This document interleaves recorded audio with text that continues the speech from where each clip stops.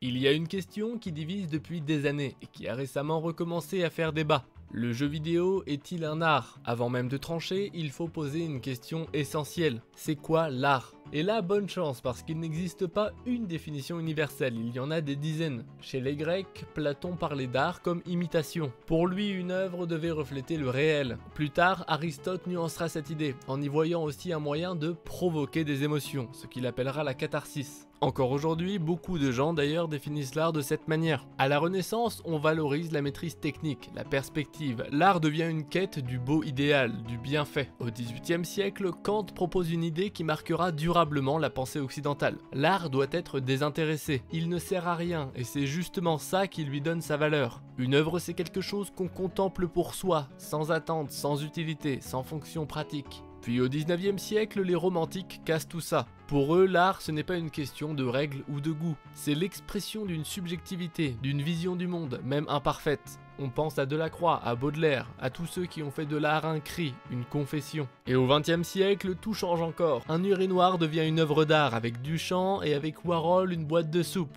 Désormais, le geste compte plus que l'objet. Le concept peut primer sur la forme. Et aujourd'hui, c'est encore flou. Pour certains, l'art, c'est ce qu'on encadre dans un musée. Pour d'autres, c'est ce qui émeut, ce qui questionne.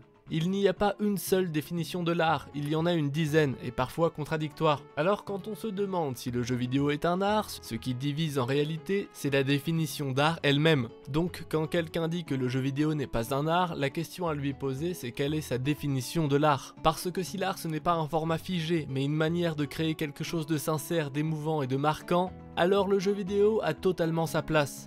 Ce n'est pas la première fois qu'on débat de ce qu'on doit appeler art ou non, l'histoire est remplie d'exemples. Au début du XXe siècle, le cinéma c'était encore du divertissement forain. Les intellectuels le méprisaient, pas assez noble, trop populaire. Et aujourd'hui, plus personne ne remet en question le cinéma en tant qu'art. Donc non, ce n'est pas nouveau et le jeu vidéo suit exactement le même chemin. Le reproche qui revient le plus souvent, c'est que le jeu vidéo est trop interactif, trop ouvert et trop désorganisé pour porter un message clair, contrairement au cinéma, à la littérature et à la peinture, et que donc il ne pourrait pas être une œuvre forte. Mais ce raisonnement suppose quelque chose, qu'une œuvre, pour être considérée comme telle, doit être figée, que l'artiste doit tout contrôler de A à Z. Or justement, le jeu vidéo ne te raconte pas une histoire, il t'y plonge, il ne t'impose pas une émotion, il te pousse à la construire. Ce sont des œuvres mouvantes, vivantes, qui existent différemment pour chaque joueur. Et franchement, est-ce que ce ne serait pas là une forme moderne d'expression artistique? Certains disent aussi que le jeu vidéo ne peut pas être de l'art parce que c'est une industrie. Et alors là, c'est clairement de la mauvaise foi. Parce que c'est vrai, il y a des millions de dollars de campagne marketing, des studios énormes et des licences essorées jusqu'à la dernière goutte. Mais on peut dire exactement la même chose du cinéma, de la musique ou de la littérature. Le jeu vidéo a ses blockbusters, mais il a aussi ses œuvres d'auteur. Des expériences sensibles et poétiques avec une vision. Être une industrie n'empêche pas de faire de l'art. Ce sont deux choses qui cohabitent depuis toujours. J'aimerais d'ailleurs faire une parenthèse sur les jeux multijoueurs. Est-ce que CSGO, League of Legends ou Rocket League ça compte? Il n'y a pas de narration, pas de mise en scène au sens classique, mais ça n'empêche pas l'expérience d'être intense et d'avoir un impact.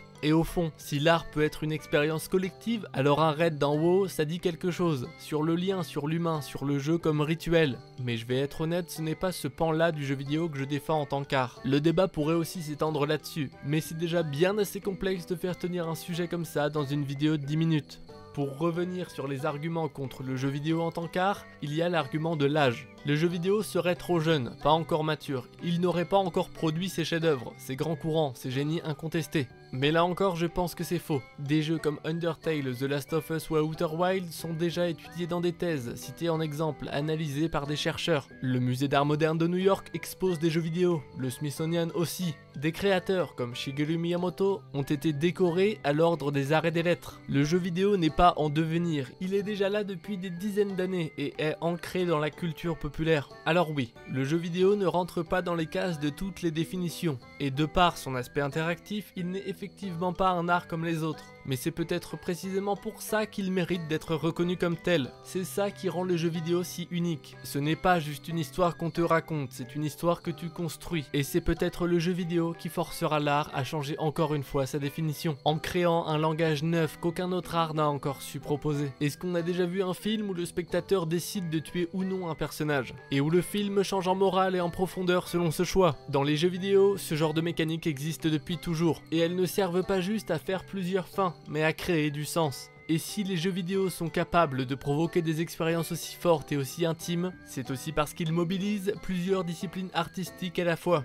Le jeu vidéo cumule et coordonne d'autres formes d'art établies. Et c'est d'ailleurs aussi un des arguments contre le jeu vidéo en tant qu'art, que ce ne serait qu'un patchwork d'art déjà existant. D'abord, il y a l'image. Le travail plastique dans beaucoup de jeux est incroyable. On y retrouve le travail et la logique de la peinture ou de la sculpture pour créer des directions artistiques uniques. Des jeux comme Gris, Ori ou Shadow of the Colossus sont presque des tableaux en mouvement. Des jeux comme Viewfinder ou Superliminal jouent même avec la perspective d'une manière que seul le jeu peut explorer. Le jeu vidéo emprunte énormément au cinéma. Cadrage, plan séquence, découpage narratif, écriture des dialogues, travail du son, du silence, du rythme, bref. Des jeux comme Red Dead Redemption 2 ou Death Stranding sont pensés pour avoir des visuels dignes du cinéma. Et la mise en scène passe aussi par l'architecture. Le level design dans Dark Souls, dans Metroid Prime ou dans The Witcher, ce n'est pas juste un agencement arbitraire pour servir le gameplay. C'est une manière de raconter unique, pour que malgré la liberté du joueur, tout ait un sens. Et puis bien sûr la musique, une composante émotionnelle centrale. Nier Automata par exemple tisse une bande son qui réagit au gameplay et à l'état du personnage. Dans Age of Empires 2, on compte plus de 60 morceaux, changeant pour chaque civilisation et s'adaptant à ce qui se passe dans la partie. Certains thèmes de jeu comme Skyrim, Zelda ou The Witcher sont aussi identifiables que n'importe quelle bande originale de film. Tous ces arts que le jeu vidéo mobilise, il les fusionne et les rend interactifs. Et c'est peut-être là la différence essentielle. Le jeu vidéo ne se contente pas de rassembler des disciplines artistiques, il les met en mouvement, il les conditionne à l'action du joueur. Il les fait réagir à ce qu'on fait, ce qu'on choisit, ce qu'on rate. C'est une forme d'art total au sens presque wagnérien du terme. Comme l'opéra qui mêlait chant, théâtre, musique, scénographie,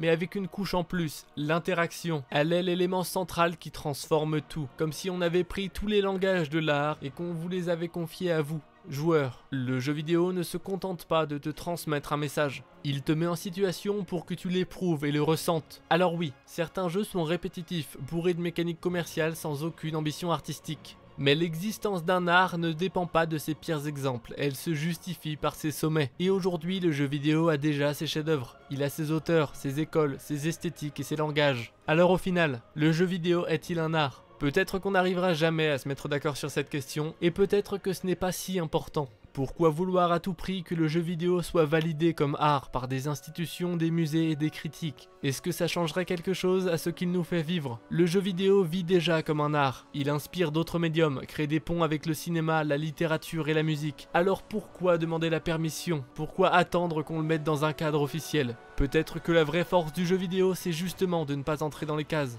de mélanger les genres, de casser les codes et de vivre librement. Et s'il y a quelque chose que l'histoire des arts nous a apprise, c'est que les plus grandes formes d'expression ont toujours commencé en marge avant de s'imposer par leur évidence. Et les jeux vidéo n'ont pas attendu un consensus pour nous offrir des spectacles inoubliables.